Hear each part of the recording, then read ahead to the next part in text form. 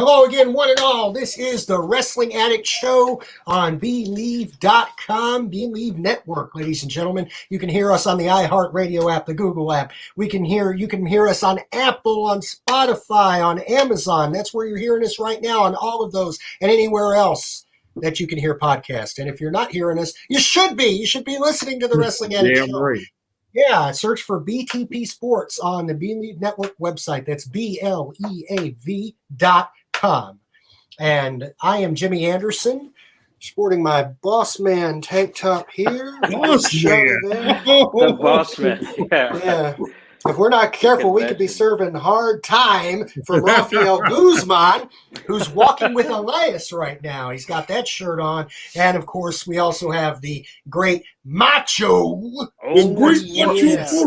Richard because Walker. the cream rises to the top. Rises to the top. That's right. And he's got that on. All right. Now, I thought. Run my guitar. Oh, yeah, there you go, with Elias, and sing us a little song. Oh, man. Oh, boy. Everything. I don't know. Richard has been known to make people sing. That's true. There's been a lot of discussion, not only on our Wrestling Addict Show page on Facebook and even on Twitter, but also there's been a lot of discussion just in sports in general. They always say the Mount Rushmore of this, the Mount Rushmore of that. So I thought, guys, we could come up with our own Mount Rushmores of wrestling. Mount Rushmores, damn. So yeah. More than one. Okay. Yeah, more than one. If we could have 4 Mount Rushmores, we'd have like the babyface Mount Rushmore of wrestling, the heel Mount Rushmore, the manager one, the commentary one. I say you start with the good guys. Shouldn't the good guys always win? Shouldn't you start with the good guys? I don't know. Okay. Just a little lie. I don't know. Easy enough. Yeah, we can start with that. Usually the bad guys finish first, but let's just pretend in this case it's the baby faces. Now, let me start with you, Richard. Who might be on your baby face Mount Rushmore? Baby face. In no particular order. Mm-hmm. And remember, we're only talking about the character, not the person, because I needed to have that line of demarcation, because there's one person on my Mount Rushmore that I wouldn't piss to put out if he's on fire personally. Yeah. So first one, of course, Hulk Hogan. Okay. Without question. There was never, arguably maybe The Rock, but there was never a baby face that was over like Hogan. Back in the day, every kid and some adults ate their vitamins, said their prayers, did the little flex thing. He was the first crossover mainstream megastar wrestler as a babyface that crossed over into pop culture. Without question, Hogan's on the Mount Rushmore. I already alluded to it, The Rock, who is, I think he's taking the Hogan momentum to a new level, because he became a actual movie star. And it's so crazy now. If you talk to some of the young folks that don't know about his wrestling career, they know Dwayne Johnson, the actor, but they may not know, or as well, The Rock. They know he wrestled, but they don't know what he did, and they don't know how big he was in the business. So his career as an actor is so damn big, it now rivals, his wrestling career. So obviously, he's definitely over, like super over. Personally, one of my, I think without question, I kind of call him, he's really sort of a tweener, but he was just so damn cool that like everybody wanted to be like him. And is the Nature Boy, Ric Flair. Woo! On the babyface one, huh? Well, he wasn't like a babyface per se, but he's a guy that everybody wanted to be. Yeah. Flair was a little bit of both. Well, so I actually, kind of sneak preview, I actually got him on both of my Mount Rushmores. Flair is that damn big. The man was the business, the swag, the women, the cars, the money. Everybody wanted to be Ric Flair. He was the guy who was the bad guy that everybody cheered for. So to me, that kind of gives him like a baby face like flavor, because the baby face is the guy that everybody wanted to be, right? But Flair was so over in his character. Hell, everybody wanted to be like Ric Flair, baby. That's you true. know, so he's definitely on my Mount Rushmore. And then fourth one I have on my Mount Rushmore, some may not agree, but one of my personal favorites is none other than the the Hitman Bret Hart. Mm-hmm. When he came to the ring, just the excellence that he brought to the ring, like he was just the best. And he wasn't lying. The best there is, the best there was, the best there ever will be. When he came out there, for damn sure you're going to get a very quality match. His interaction with his opponent, his interaction with the crowd, every kid in the world. I still want one of those pair of glasses, Brett. Me too. I don't give a damn how old I am. I want a pair. Well, you see me, I want one. I'm going to ask you for one. That's, to me, that's my Mount Rushmore babyface. I'm going to go to eBay later and look for those glasses. You got me thinking. I want some from Brett. I want him to sit in the front row. I want Brett to give me the glasses he wears. That's true, too. All right. Yeah. How about it, Raphael? Who have you got? So, in no particular order, I'm going to say Jeff Hardy. Okay. As far as you said, babyface, right? Mm-hmm. Jeff Hardy? Yeah. Oh, heck yeah, bro. Jeff Hardy was over with the fans. The kids loved him. He was a fan favorite. I mean, despite all his personal, because we said we're going to leave all that out of the equation. Mm-hmm. Come on, dude. The guy was awesome. I mean, he was definitely a fan favorite. The crowd popped every time he came out. The kids loved him. They still do. Another one, I'm going to say Rey Mysterio. Mm-hmm. Is another babyface guy. I mean, you're talking about an underdog. You're talking about a guy who, he was 5'4" or something like that. Mm-hmm. I mean, he's been in the business 30 plus years at this point. Yes, still doing his thing. Yep, he's wrestling with his son now. Yeah, I mean, shoot, I got me a Lucha Libre mask upstairs. I should have wore it. Yeah, probably Richard would have probably thanked me if I would have wore it. And then another one, like Richard said, Bret the Hitman Hart. Yeah. I mean, he's my all-time favorite wrestler. Y'all know that. Yeah. I mean, you definitely got a great match when he came out. He knew how to work the crowd. This guy was good on the mic. I mean, he was just a total package, dude. I mean, he was just great. I mean, I just hate that his career ended the way it did. Yes. But I go back and watch his match with the 1-2-3 Kid. I watched his matches with Mr. Perfect. Yeah. I mean, dude, you just every time I watch it, I'm like, man, this guy was that good, Yeah. So, and then the last one, man, I'm gonna have to say Hogan, man. Yeah. Just like Richard said, because Hogan, let's face it, when I was a kid, I wanted to be just like Hulk Hogan. Yeah. The whole vitamins, the prayers, what do you call those pillows that they had, the buddies? Wrestling buddies. Oh yeah, the wrestling buddies, the action figures, Yep. I mean, so I definitely would put those guys on the Mount Rushmore up there of baby faces. And then I'm gonna add another guy to it. You add the fifth face. I'm gonna add a fifth one just because I knew I was thinking about someone. I'm gonna have to say Stone Cold Steve Austin, man. Even though he wasn't really a baby face, he was more like a neutral. True. Come on, man. True. I mean, the rattlesnake. We had babies want to drink beer. Exactly. That's right. You know what I'm saying? Stone Cold Steve Austin, he came out, he talked trash, he kicked ass. The fans loved him. If you think about it, he really kind of changed the course of the way baby faces operate, didn't he? Right. Exactly. Instead of being the clean-cut baby face kind of guy, it's more like the fan favorite who breaks the rules, but you still love him because he right. Now, let me ask you this, Richard.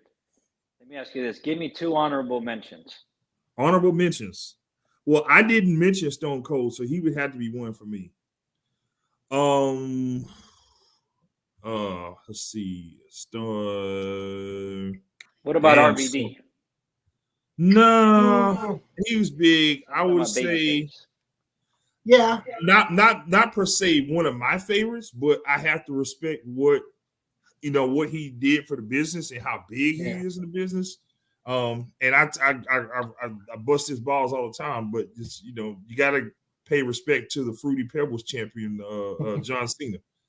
because he's not quite The Rock. He's damn sure not, Stone Cold or Hogan or anything like that. But he's a legend. Yeah, he has his own generation of fans that he connected with, and it's almost to me it kind of limited his career because he got so deep into being a babyface that he couldn't turn heel because he was afraid that it might have ruined his career.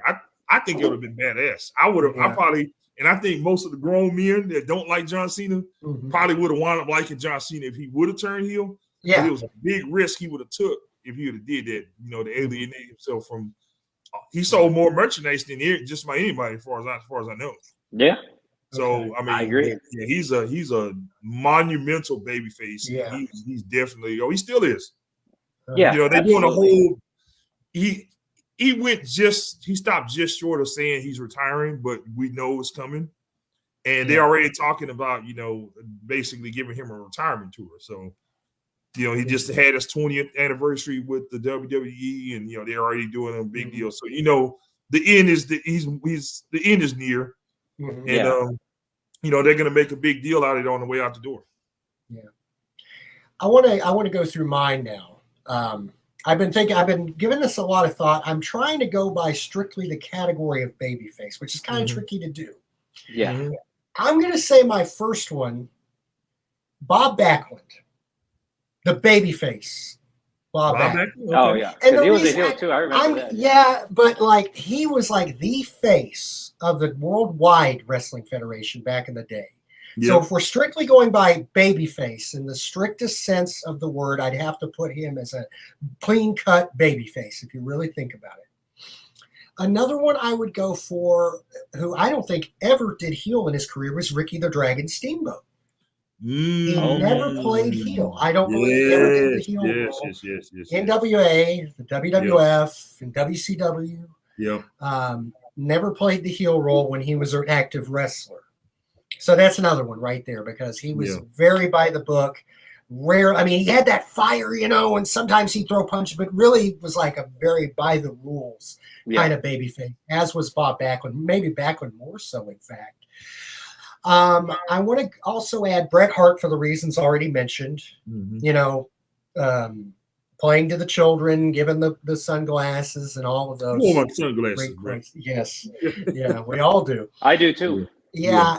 And pink, ain't nobody gonna wear pink, but he made it look cool, Hey, he made it cool. He made pink look cool, man. Yeah, he did.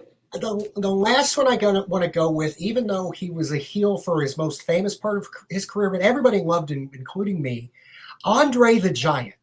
Remember when he was the babyface, in the 70s into the early 80s, with the NWA, even with the AWA Mid-South at times, and then his early WWF stint, or second stint, I guess. Just the gentle giant at that point, but it was really angry if you got him mad and would really be violent. But I'd have to go with those four, at least for me. As Andre actually sacrificed that for Hogan. Yes. He turned super heel when he started working with Hogan. It's like, okay, and he did everything he could to put Hogan over, and it worked. It did. Yeah, and I guess if I'd have to put a fifth, Hogan. But he really was never the cleanest babyface. If you remember, he would rake the back and scrape the eyes of the heels. You guys remember that in those matches? Mm-hmm. Like if you go back to the match at WrestleMania 2 he had with King Kong Bundy, he's doing all of that stuff. I mean, he's like wrestling. That's because Hogan couldn't wrestle worth it now. Yeah. Right. Well, but Hogan, he started hulking up and doing this. Right. And that's what made it cool, I guess maybe I could put Hogan on there just for the popularity, or like an honorable mention for you. Yeah, because I always think of like Bob Backlund in that saccharine category of babyface before he came back turned on Arnold Skull and became heel and went crazy. Mr. Backlund, I want to run for president, that kind of thing, which was a great character too in its own right. And John Cena, I'd have to definitely give an honorable mention. He was like, even though he had a little bit of not often heelish tactics, but he definitely placated to the youth. This is really tough, man. I'm just thinking tough. About all and you have so many guys that kind of cross over. Like, damn, he's awesome, he's great, but where would you put him? Yeah, I mean, exactly. even like the Undertaker, man. The Undertaker, Right. That's exactly what I'm Exactly. thinking. He crosses over so many, Right. too. They kind of walked the line a little bit, Mm-hmm. I mean, and even Jake Roberts, when he was a babyface, he wasn't completely a babyface. So that's what made it hard for me because still had that dark side to him a little bit. Right. That's kind of what I think of with Flair. Yeah, and like exactly. I said, the babyface Flair that I like was him and Bischoff, and then also Flair versus Vince. Mm-hmm. So that you got that component too. Like he was big. He was big in those roles. I can't believe I didn't mention Sting. We didn't mention Sting. Yeah. Sting was the baby face. We need like 8 or 9 faces on this. You can't really, that's really hard to do. Well, that's why I said honorable mentions because like it really is hard to put them because everybody you guys have mentioned deserves to be on there. Like you said, Cena. I mean, come on, Cena's been like babyface for years. Years, yeah. And still to this day he is. And I'm in the back of my mind, I'm thinking like, oh my God, how disrespectful. We think about guys like Hacksaw Duggan. Yes. Yeah. Junkyard Dog. Like those guys were like way over. Like every kid wanted a 2x4 and say, oh. And even the Big Boss Man. The Macho Man too. I mean, what about tag teams like babyface tag teams? Rock and Roll Express. The Rock and Roll Express, yeah. The Rockers. Yes. Oh, definitely the Rockers. Yep. And the Young Stallions in the WWF if you're going strictly by babyface, or even the Road Warriors if you're not, because they were massively popular. Everybody cheered for them, even though they weren't strict baby faces. They were in the categorical sense, but not in the style sense, Right. And they tried to turn them heel against the Midnight Express, but it didn't work because everybody loved them. Right. Or they turned on Sting rather, I think. Yeah, and the Midnight Express. Yeah, but I think they were still getting cheered when they gave Sting the Doomsday device in the ring. And, JR sold it perfectly. My God, he just broke his neck right there, and everybody's still cheering. Sting, the way he took the bump, it's like I got a feeling we'll see. We'll be hearing a bit about JR later on. We sure will. Yeah. All right. So I think we've got the babyface about covered, have we not? Yeah. Okay. Now, how about the heels? I think that's the natural progression to go to the Richard. Now, Richard's a heel himself. Richard's going. Yeah, I see. He's all but salivating at the mouth. Like I want to. Let's start. Those weird kids. Like I always liked the bad guys. A lot of people are like that. I always rooted for the Riddler and the Joker. Mm-hmm. I was that kid. I like Mum Rock. You know what I'm saying? I was that guy. I'm a Megatron fan. I always like Skeletor or whatever. I was that guy. What about Gargamel on the Smurfs? I'm sure you. I thought Gargamel was a jackass, but a grown man trying to chase some little 2-inch blue animals. Yeah, you find something to do with yourself, man. That's right. Well, that's fair enough. Anyway, so excluding the cartoon characters of the 80s, Richard Walker, who would you put on your heel Mount Rushmore? I cannot even start my list without the man on my shirt. Oh yeah! Wow, Macho Man. Oh, like the ultimate. But he was the heel that you had to love because I would sit and watch, and I'll be like, I know he's coming on. I know he's coming on. I would watch wire to wire just to see when Macho Man's gonna come on and cut a promo because I know this. I know he gonna give me one. Macho King. So exactly. Without question, Macho Man. Without question. I already gave y'all one of them earlier, Ric Flair. I mean, he goes both ways. The dirtiest player in the game, bro. Right. The dirtiest player in the game. The guy that you hate, but you love to hate, but you hate to love. He's just that dude. He's that damn big that he goes on both Mount Rushmores.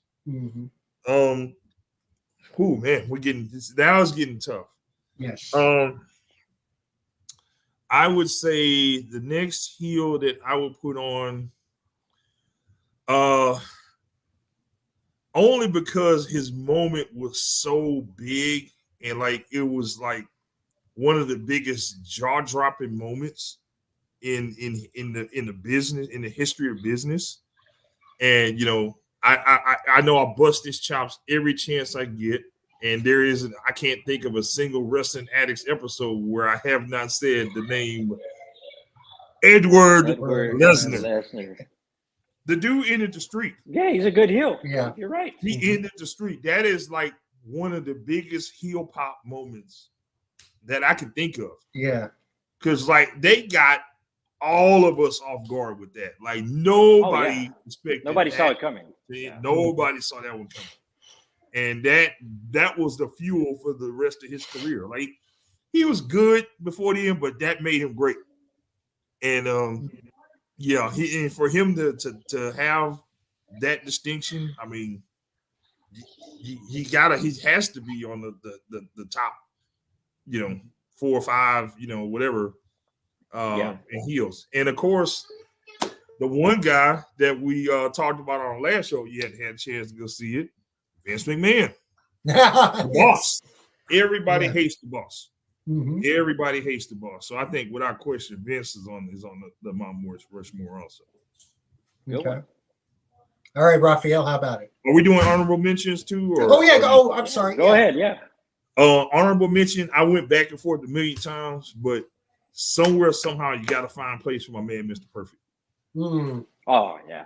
He's almost too likable, though, but he was a great heel, but geez, that's a tough one, too. But he was a heel, that's the thing. He was, and even in I don't even know about the strictest sense. I mean, he wrestled so technically well. Right. Even when Bret Hart was a heel. He was so pompous and so arrogant. He carried the heel part well, yes. Yeah, he did. And so did the genius. The other guy that's on my heel Mount Rushmore is Ted DiBiase. Oh. Yeah. Mm-hmm. He made people kiss his feet, man. I mean, Rob Van Dam, remember? He made RVD. Yeah. And I loved RVD too, by the way, Raphael. I forgot to mention that earlier. He was one of my favorites. Of course. Yeah, he was. He was the whole effing show. Yeah. He was. For me, I'm gonna put Edge up there. Because Edge, the open. He's underrated. He's very underrated. The rated R superstar, the ultimate opportunist. I mean, this guy literally cashed in the Money in the Bank when Cena was already out. Like, I mean, he cashed it in and took advantage of it. And then for him to drag the real life storyline of him cheating with Lita into that's some real Oh, that's some heel shit right there, man. Like, and you actually working with this guy and you banging his girl, man. Like, damn. Oh yeah, he was a great heel. Right there, man. I mean, he was just a flat out jerk, and that's what a heel is supposed to be, man. He's good. So he's good. The next one on my list is definitely Triple H. Yeah. The Game. Wow. I mean, how could you not? The cerebral assassin. This Can't dude argue with that at all. Yeah, this dude took advantage of it. I mean, he married the boss's daughter. All this stuff. He did all these things. He invaded WCW. This was before his heel turn, but still, he turned his back on X-Pac at WrestleMania. And, was it WrestleMania, Jimmy? Correct me if I'm wrong. I think it was, right? It was. Sounds about. Yeah, I think it was. So he was definitely another heel. I mean, he's just a great dude. Another one, I'm going to say Randy Orton. I'm talking about the Legend Killer. The Legend Killer, Randy Orton. Yeah. The Legend Killer Randy Orton is a heel. I mean, you're talking about Mae Young, freaking Jake Roberts. Then he kicked Vince McMahon in the head. He was going around punting people in the head, like causing concussions, doing all this stuff. You can't take that away from him. I'm thinking who else, because I know I had it on the top of my head. I said Randy Orton. I said Triple H. Oh, Vince McMahon, of course. We mentioned heel. You can't mention heel without Vince McMahon. Right. The boss. The boss. People are chanting asshole to this dude when he comes out to the ring. You know what I'm saying? An honorable mention, man. Ravishing Rick Rude. Ooh, come on, man. Shame on me for not. This dude came out and insulted everyone. He had a picture. Come on, Jimmy, give me an impression. Who was that? He had the picture of his wife. Let me think here. Who was that? I got this old microphone here. Remember this? What I'd like to have right now is for all you fat, out of shape, Houston hillbillies, keep the noise down while I take my robe off. Something like that. Yeah. Anyway. I mean, this dude was whose calling wife was that he had? Was that Jake the Snake's wife that he had on his tights? Yes. I mean, come on, man. Like, yeah. he I had mean, a picture dude. of this man's wife on his tights. I mean, that Like, come on, man. He's definitely up there, man. And he was stirred. He would work that before the match. He's over before he made a single spot. Dude, there was a time in WCW where he came out where he couldn't even talk. He was getting booed so loud he couldn't even cut his promo. I know That's how exactly good what he you're was. talking about. I think was that the Super Brawl 2 clip? Yep. Oh man, this dude was just he was getting heat from the What I'd crowd. like to have right now. And then he looked around because everybody was still going nuts. What I'd like to have right now. And everybody again, and he's looking around. And he had to try it a third time, and I think he just had to go through it because time was going to run out anyway. They couldn't even get to the match. I heard. I want to say it was Cornette talking about like they had to have extra security and like take him out like different times. Like he would go out like with the ring crew and like they slashed the tires on his car. He had so much heat. And like they would have someone else, like he had so much heat, they would have somebody else book his hotels and like sneak him into the hotel because like they were afraid people were gonna go find him at the hotel to try to whip his ass. Like he was that over. Like he was that. I mean, this dude was coming out cutting promos saying he was calling the crowd piss ants. Right. Poughkeepsie piss ants or something like that. But he would always localize it too. He localized the assault. So wherever he go, he make it personal. Ted DiBiase, another. Yeah, you're right. You called it earlier. I mean, everybody's got a price. Yeah. You know. Yeah. Jimmy, you're up, man. Okay, it's a tough one. It's tough. It's very tough. God. Okay. Well, I definitely have to put on there because now what Richard said was a big changer in the business, but I think this one was as well. Hollywood Hulk Hogan. Hollywood Hulk Hogan. Not Hulk Hogan, but Hollywood.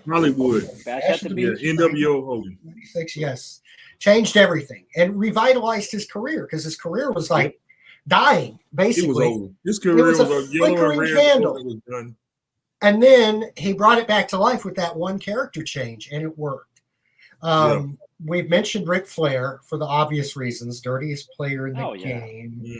Oh gosh, I've got to go old school with Rowdy Roddy Piper in the mid '80s during the rock and wrestling era.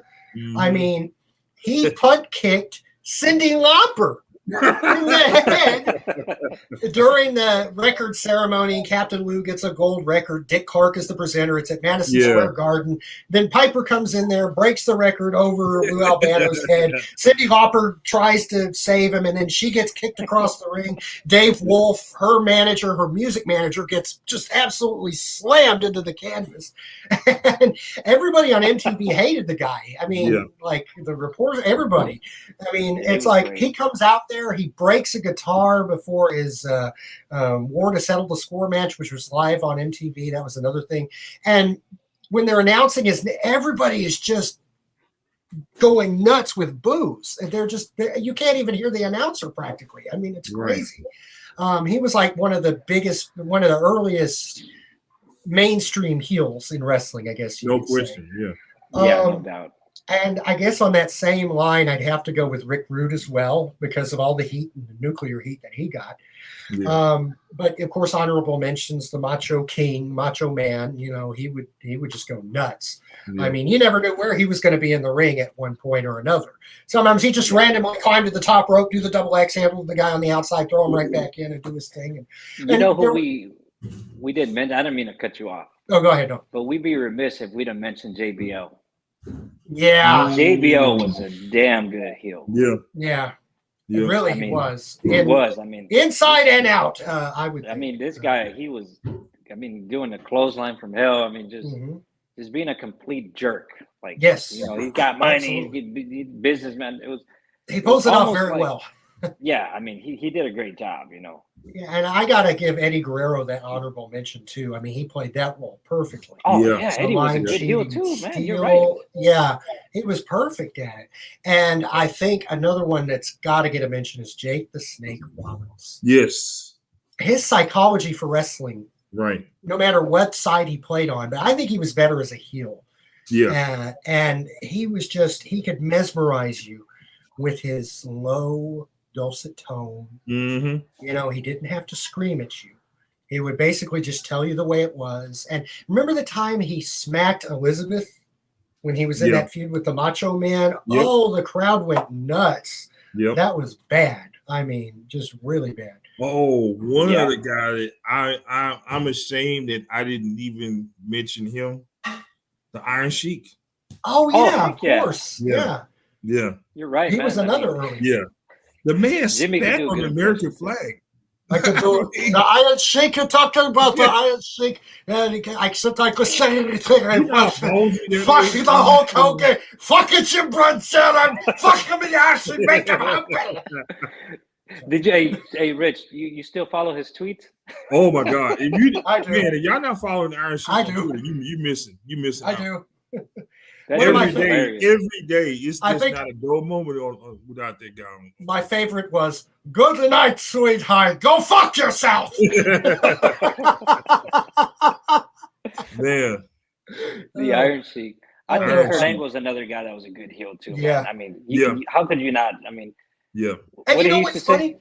funny? The three eyes, the intensity, integrity, and Yeah. intelligence. Is that it? Yes. Now, what was funny about him was he was a heel by being a babyface in a Right. time Exactly. when everybody liked the heels. He was a dork. Right. That's what it was. Yeah, yeah, he yeah. was a Yeah. baby face that just Yeah. didn't work. He was like, you know what? Screw y'all. Yeah. I think that was the He idea. tried the baby face thing. It just didn't work. Like he's an Olympic champion. And like, Wasn't that the idea, though? Hmm? For him to be the baby face? Wasn't that the idea for him to be the baby Yeah. face and be Yeah, he just won. He had just won. The I'm just here to wrestle, and then they boo the hell out of him. Yeah, like nobody cares. Yeah. Oh, really? Okay. Until they saw him wrestle, and they're like, Right. Yeah, "This guy's exactly. Yeah.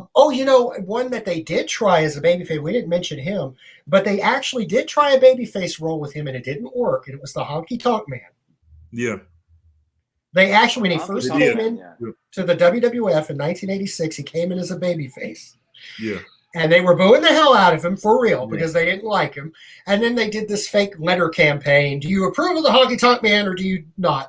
And then, of course, Jesse Ventura had to deliver the bad news. He was not approved. And then he went off on a tangent about that and became the big mega heel. He was a very good heel too. Very Honky good. Tonk Man. He was a very good heel. But it's hard to watch that footage of him coming out there slapping the fans' hands and high-fiving people. It didn't work. No. You know, he was just a better heel. Yeah. Jerry He was Lawler better was a coming out great with that pink Cadillac and the chicks in the background with the guitar. Who was it? Diamond Dallas Page? Right? Diamond Dallas Page, yeah. Yep. And Sensational Sherry was Peggy Sue. Yep. Oh yeah, you're right. Yeah. Yeah. Gosh, what else should we talk? Oh yeah, I was thinking about, you mentioned Cornette, did you mention Paul Heyman earlier also? Because we got to talk about the managers Mount Rushmore. That's man. why I bring it up. This made it be the most difficult Mount Rushmore of all to me. Okay. Because there's so many. And they're all kind of clumped up in that same Do era. you want to think about it and let me? Yeah, I need need more time to noodle on it, man. Okay. As far as what, like managers? The managers. Yeah. Like the Mount Rushmore of managers? Right. Yes. I'm gonna say as far as we're talking about heel managers. It doesn't matter. Jimmy Hart. Heel or baby. I'm gonna say Jimmy Hart is probably up there because Jimmy Hart, he managed a lot of the heel wrestlers. Mm-hmm. Mhm. I think at one point he was managing Earthquake, if I'm not mistaken. Yes. I could be wrong. No, you're not wrong. You're absolutely right. Hey, I'm getting old, brother. I'm going straight off of the dome. No, I remember it. In fact, they but, attacked Andre the Giant. Do you remember that? Yeah. And this guy was annoying. He came out with the megaphone, talking trash to them and doing all this stuff. And it was baby, you can do it, baby. You can do it. Come on, you can do it. But it worked. You got him in your trunk. Yeah. It really worked. So I think he was a very good heel manager. But my favorite heel manager of all time is Bobby the Brain Heenan. Yes. No, no question. Bobby the Brain Heenan was just. I mean, he was just a cheater. I mean, he did whatever he had to do. The bad guy was going to win. Mhm. It didn't matter what he didn't care. And Right. then he was a heel commentator too, you know. So Mhm. definitely, you know, one of the greats. And we don't see that nowadays. You know, No. Right. it's missing. And Mhm. so, you know, you just like Ric Flair, you know, the dirty player in the game. You know, he Mhm. was just Right. that guy. He was just a heel manager, and it Mhm. worked. You know, Yeah. I Right. mean, the guys that he managed were successful. Mhm. Mr. Perfect, one of them. Oh yeah. Right. Successful career, Intercontinental Yeah. Champion. And then as far as another heel manager, I'm gonna say Stephanie McMahon. Mhm. When Now she they came can out be with Triple heels H, or baby faces. It doesn't matter if you yeah, whatever you decided you want to be on. yeah, Doesn't matter. I would say her, man. She was, Okay. I mean, she was a Mhm. bitch. He was. but that Yeah. was her role, man. That's what she Right. wanted. That's Yeah. what she needed to do. Uh-huh. And so And it she was did the what she had to. contrast because if you remember when the Stephanie first came out, she was the sweet, innocent little, Oh Yeah, yeah. and then Yes. she just turned into a bitch overnight. yeah, Like, yeah, exactly. Yeah, because at first she was the Undertaker abducted her, and then she was on Oh the yeah. And then yeah. Triple H supposedly got her drunk and they got married. And then, everybody feels so sorry. Then she was like, you know what? Yeah, that was a plot twist that Bro, she nobody saw slapped her coming. dad. Yeah, Yes. She And slapped her and her her mom dad. mom. too, right? Yeah. She's like her mama too. Slapped her mom. Yeah, Yeah, yeah. She slapped her mom and then her dad, and then That's the epitome of cruel. yeah. yeah. And so it's all right. Stone Cold got all of the McMahons later on. Yes. All of them. Yeah. All Not four. all of them except Linda with that terrible bump that she took. She'll never live that one down. Linda was the worst McMahon on television. Yeah. I'm sorry. Yes, by She far. couldn't talk. She couldn't act. She had trouble breathing on cue, I think. And and she ran a horrible couldn't campaign bump. for Congress. Yeah. Richard's never gonna let that one go. I'm never gonna let it Me, go. yeah, I agree. They changed the whole company for I would have run against Linda McMahon. I would have beat her. Mhm. With $18 in campaign funds, I would have whipped her ass. Was that all four for you, by the way, manager-wise? For the managers, was that all four? Any I don't honorable know, mentions? bro. I can't count, Oh. bro. Okay. Well, I told you, man, this is a tough category, though. it is a tough. Are you ready, or do you want to take All right, some I'm more ready. time, Richard? I'm ready. You okay? Go ahead. Okay, for me, one guy for sure has to be there because he was a guy who changed the entire industry. And like we said before, he was a dude that was a visionary. Paul Heyman. Mhm. Paul Heyman has resurrected, saved, or changed so many careers. Absolutely. He said it himself. Mhm. When Doink the Clown was around there with a red nose, fucking around with the gobbledygooker, Stone Cold Steve Austin was drinking his first beer in ECW. Yeah. Sure. And he was that type of guy that he built characters. And he was the perfect accent to a character, especially the big stupid guys that can't talk, like Brock Lesnar, Roman Reigns, those kind of guys. He was the mouthpiece for him. He's the energy. Yeah. He's the guy that he was the show. Mm-hmm. And he worked so well as a manager and really built their characters that all they had to do was go in there and work because he did all the talking. So without question, Paul Heyman. Absolutely, yeah. I think you both mentioned Bobby the Brain Heenan. I think that his career speaks for itself. There's no question. One guy that we didn't mention that I think didn't speak much, but his nonverbal behaviors really carried a lot of weight. Is Mr. Fuji. Yes. Oh yeah. Yeah. I was going to bring up Mr. Fuji. Yeah. Yeah. Oh, there you go. Yeah. I mean, he did great for Yokozuna. I mean, yeah. Yeah. He even made the Berserker look like a legitimate guy, character. Right. In '91, and then the Demolition too. Right. Let's see. Who would I do? My fourth manager.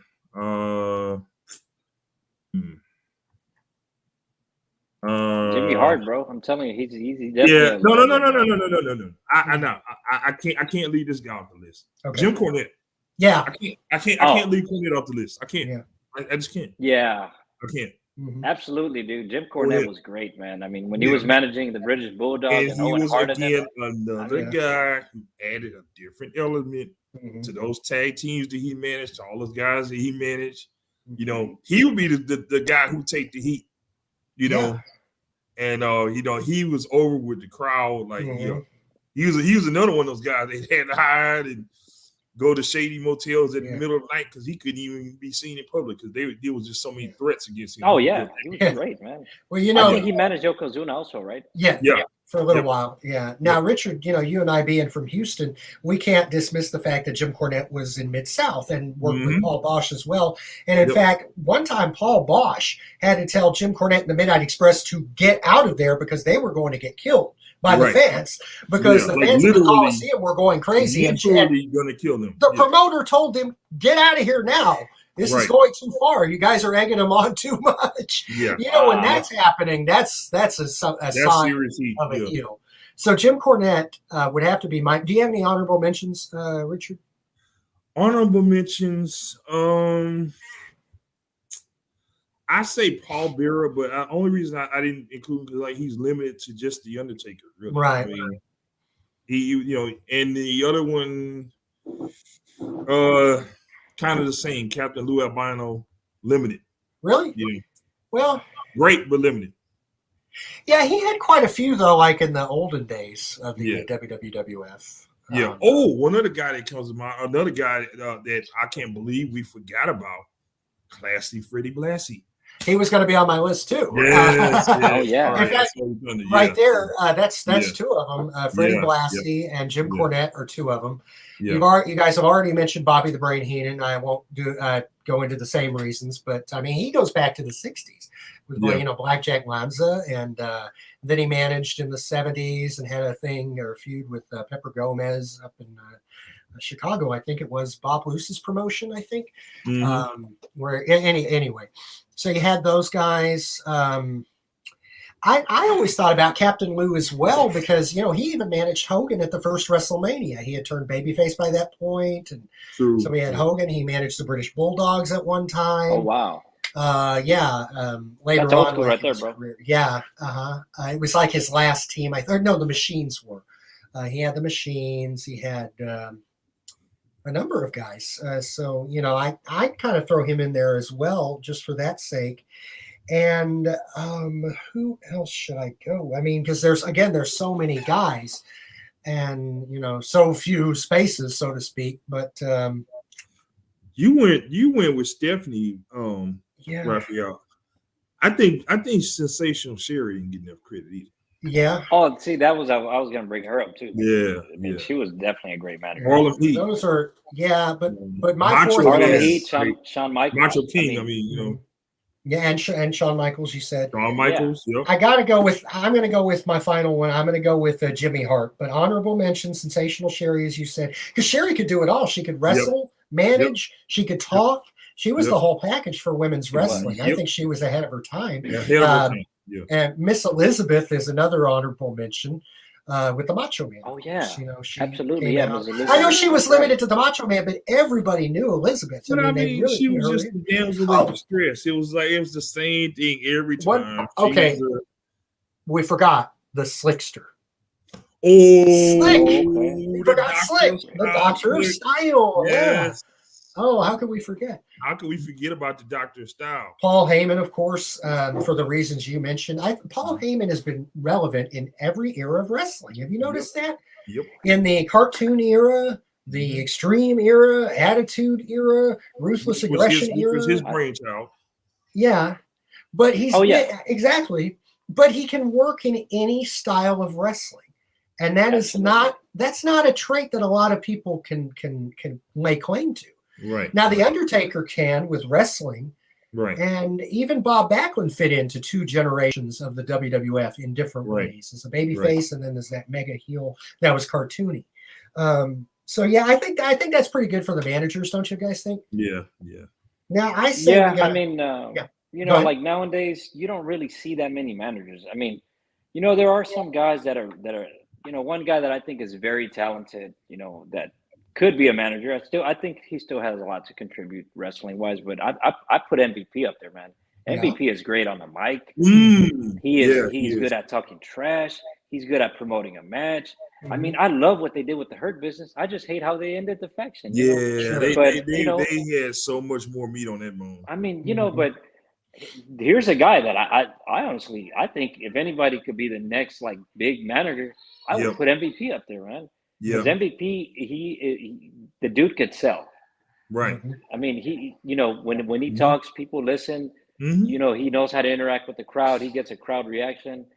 And like I said, he And the still thing could that go. he does, that I think is big now is his presence on social media.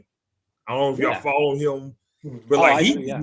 man, he go at people on Instagram like he don't give a damn.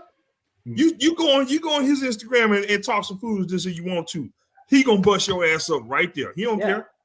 Yeah, Mhm. yeah, But you know, I just love how when he comes out and you know, like he was talking about Bobby Lashley, and now yeah. he's promoting Omos. You know, Omos is still fairly green at this point in his career, He's very but green. you know, Jolly but Green Giant. honestly, I could see MVP working wonders in his career. Yeah.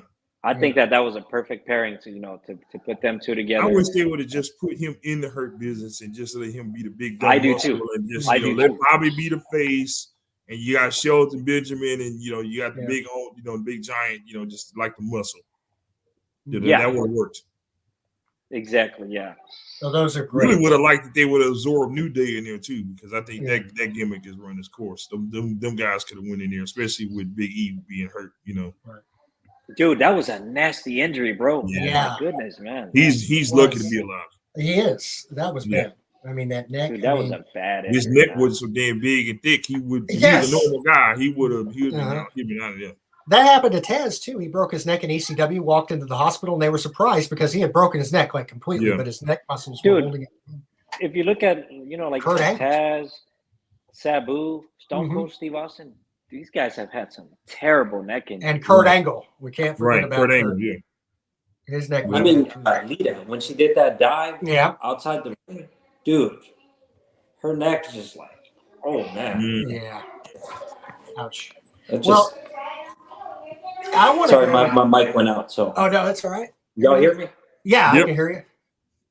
Oh, you're good. Okay. All right, while you're adjusting that, I want to go now to the commentary, Mount Rushmore. Now, Mount Rushmore, calm down. I want to start this one if I can, Okay. because Being that's a something near. commentator, of course. Yeah, that's kind of something near and dear to my heart Yeah, because I've yeah. done commentary for sports. I've done a little bit for wrestling too, and of course, the first one I want to go with is Jim Ross. I think that's unquestionable. I mean, he's been. The greatest, really. He's become that over the years. He's commentated in so many different iterations and generations and promotions as well. I'd also have to put in there Gorilla Monsoon. Even as a wrestler, he sort of became more well-known as a commentator, play-by-play wise. I'd have to definitely go with him, put him in there.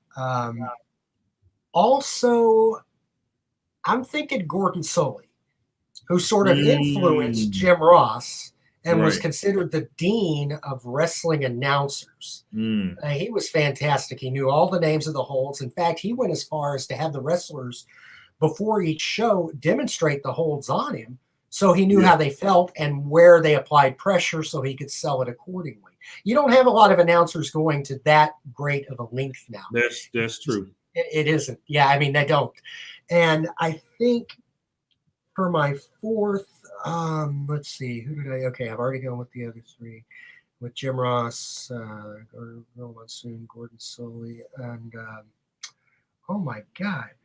I mean, we've talked about the color guys like Bobby Heenan and and Jerry Lawler, as well as Jesse Ventura. And as far as, I don't know whether I want to keep it play by play or not, or whether I want to, Vince was another honorable mention for me because of the way he announced. He kind of inspired me to be an announcer. As a matter of fact, that tone in his voice, that excitement, that energy that he would have. And I think as far as announcers go, the last one I would include would be Mean Gene Okerlund, because he could do it all. He could ring announce, he could commentate, he could interview. He was so well-rounded. And I'd also have to give honorable mention, though, to Tony Schiavone, who still does a great job in AEW. Mike Tenay, as you mentioned on another show, Raphael.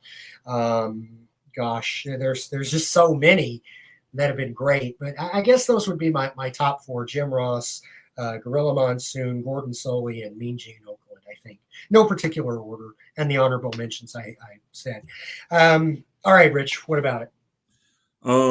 I'm put the duo in the dynamic duo in together, Jim Ross and Jared King Lawler. Because just the magic, the charisma that they had with each other, the contrast. Jim Ross was the ultimate play-by-play guy. Like he could call a match blow by blow by blow, spot by spot by spot, and make you feel like it was like you felt every spot along with the action. You know what I'm saying? Like his delivery, the demeanor. I just think how big that spot with The Undertaker and Mankind was when he threw him off the Hell in a Cell, but how much bigger it was by Ross's reaction. I think that was organic. Right. I mean, that was scary. Yeah. Raphael, check your microphone real quick. I think it shows that you're on. There you go. Yeah. Okay. Yes. We got you now. Okay. So without question, he told the story of the match. He was a great story as it was unfolding. Yeah, as it was unfolding. He was real time storytelling is pretty hella hard to do. Jesse the Body for me is just that guy because, like I said, he was the ultimate character. He was like one of you don't watch, wrestling for a commentator, but you watched it for him. Yes, because his persona, his personality was so freaking big. And of course, for me, he made another Mount Rushmore of mine, and that's Paul Heyman. Because, like I said, his descriptiveness and, like I said, the energy that he brought, behind the mic, also, he made you feel like you were part of it. If I were to go honorable mentions, Vince would be one. Who's your fourth on the Rushmore? I had Lawler, King. Oh, you put them in together. I got you. Okay. Lawler, King, Jesse the Body, and Paul Heyman. Okay, got you. Okay. So we got Vince and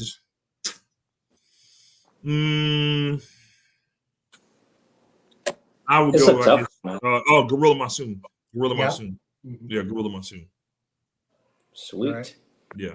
I'm gonna say JR, of course. I mean, he knows how to tell a story. He knows how to do the play-by-play on the match.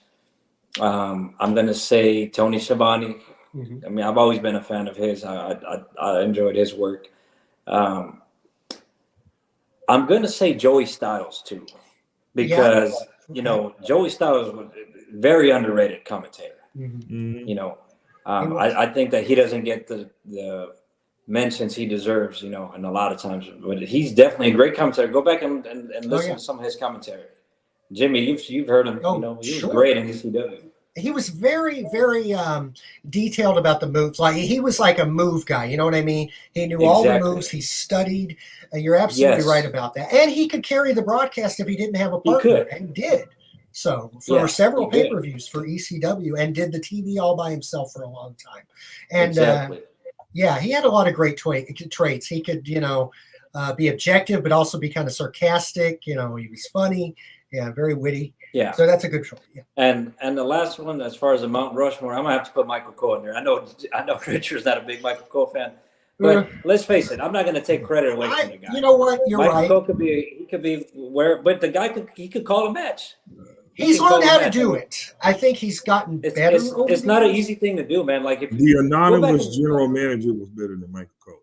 Well, I mean, when you're looking at a match, Jimmy, you've done some commentating. It's not easy to do, bro. You know that because and like when I'm watching the match, he's like, Irish whip to the rope, this, that. It's like he's going from move to move to move. So he's good at doing that. When you're commentating, you have to second guess. But when you're commentating, you gotta give me a little bit more than just tell me, just tell me what the spots are. Like, that's the element. But he does that now, though. Michael Cole does a little bit better, I think.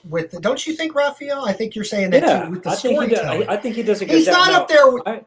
He's not up there with Jim No. Ross. I mean, nobody is. No, Nobody, no. I'm not saying he. No. I'm telling Richard mainly. I mean, to compare him to Jim Ross would be like comparing a filet mignon with a McDonald's hamburger. You know what I mean? Jonathan Coachman did the same thing, but at least he threw a little something in there. You know what I'm saying? A little something. And as far as honorable mentions, I'm gonna say Taz. I think Taz does a good job at commentating. I didn't like him as well in TNA, but I liked him in the WWE, EF, whatever. Oh, yeah, he did great. And TNA, though, he was a little more like Lawler. I didn't quite like that style, but that was just me. I preferred his other. Yeah. But go ahead. I'm sorry. Coach, Jonathan Coachman. Another guy that could, he's great. He doesn't. He's the kind of guy that he'll just sit there and talk trash while the commentator's there, and just. I mean, he's not really doing play-by-play per se, but he's the one that's there. Like, oh no, he didn't cheat. He slipped and hit her across the head. Right. Yeah. No, but you made Oh, go ahead.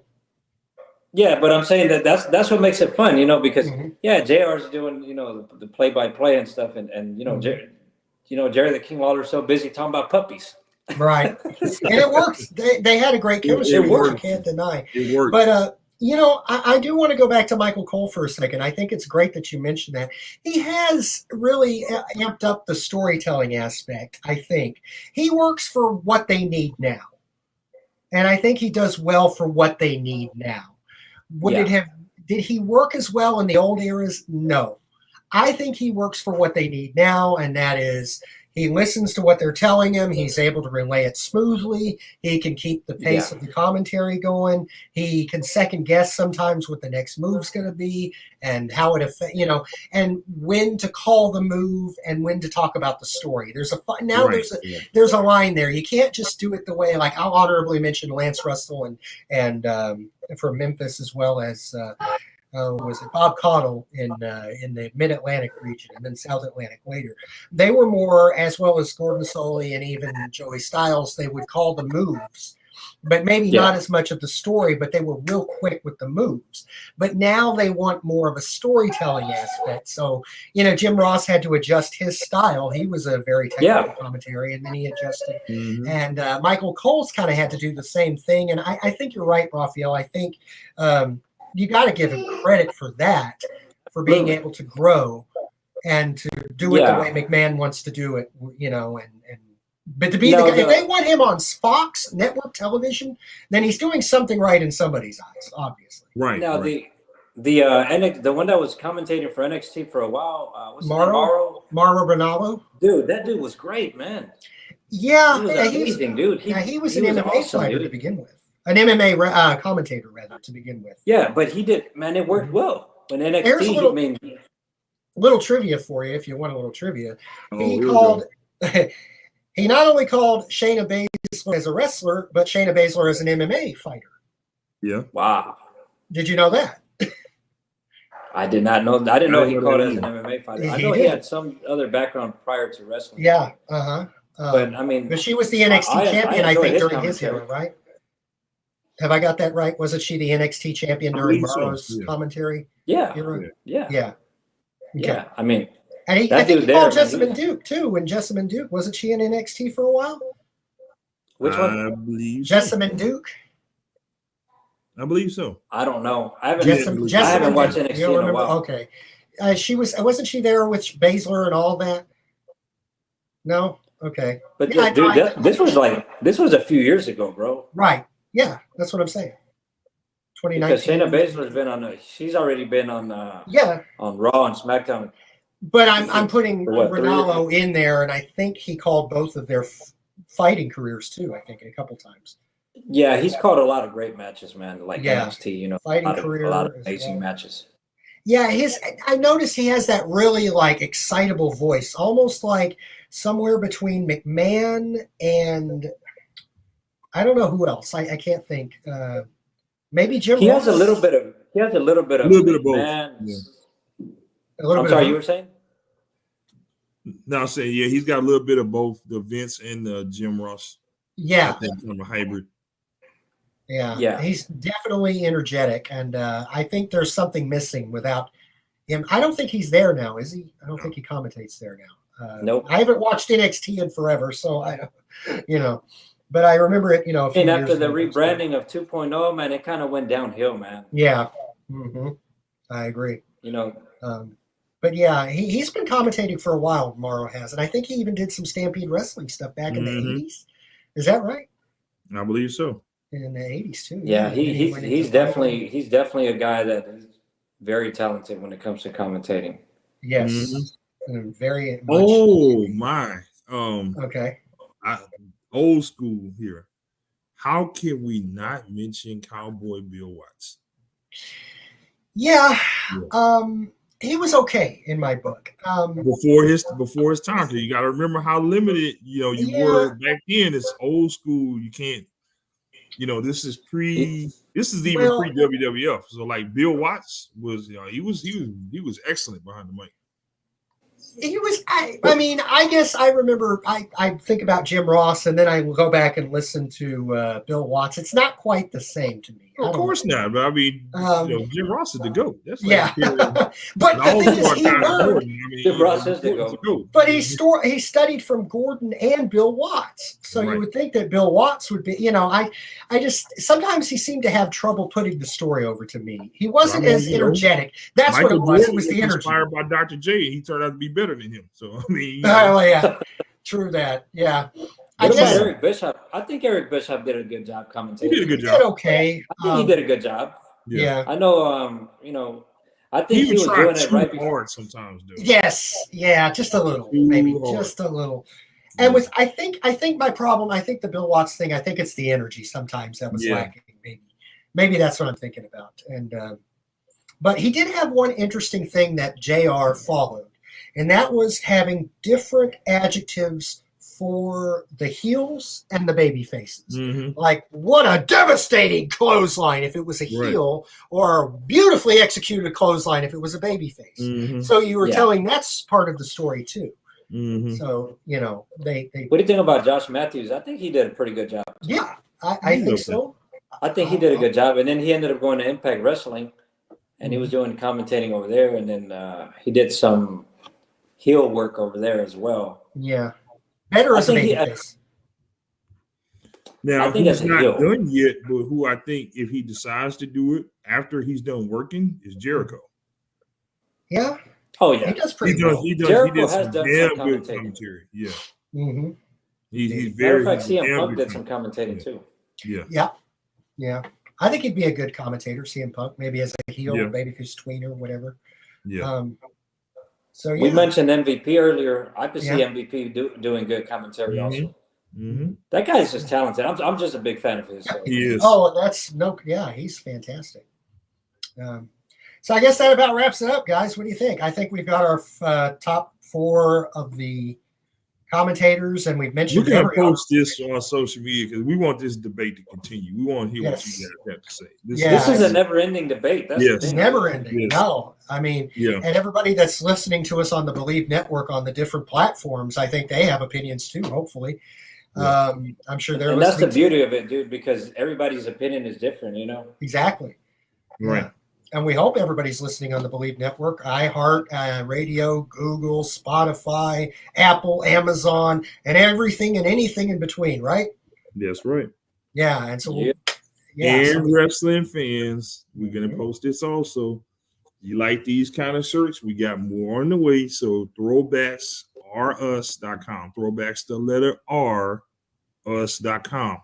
We have gotten our hands on a limited selection of WrestleMania X7 t-shirts that we're going to be releasing soon. They're going to go fast, but we were able to get our hands on them. I can't tell you how, but they're coming. And as soon as we post them, you might want to go get them because you're probably not going to get another chance to get your hands on them ever again. Absolutely. I know I'm going to. Yeah. So that's going to do it for our show, BLEAV.com. Search for BTP Sports. That's how you're going to find the Wrestling Addict show on those streaming apps. And we're going to wrap it up for Richard Walker and Rafael Guzman. I'm Jimmy Anderson, reminding you that the best addictions are safe and healthy addictions. Keep clean, stay out of trouble, and we'll see you for the next Wrestling Addicts. We hope you enjoyed it. Thanks for being with us, and so long.